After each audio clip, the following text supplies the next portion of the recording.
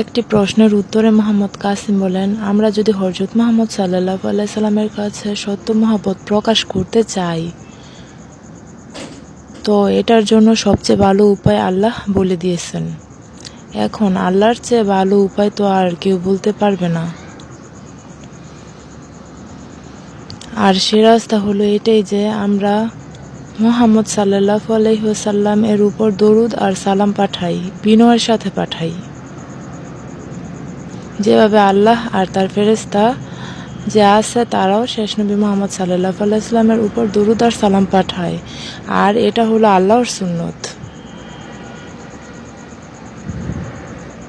তো এটার জন্য একদিন ঈদ মিলাদুন নবী নির্ধারিত করা, যে শুধু ওই দিনটিতেই আমরা ওনার প্রতি মহব্বত প্রকাশ করব, তো এটা আমার মতে যথেষ্ট নয়। আমাদের প্রতিদিনই মুহাম্মদ সাল্লাল্লাহু আলাইহি ওয়াসাল্লামের উপর দরুদ আর সালাম পাঠানো উচিত।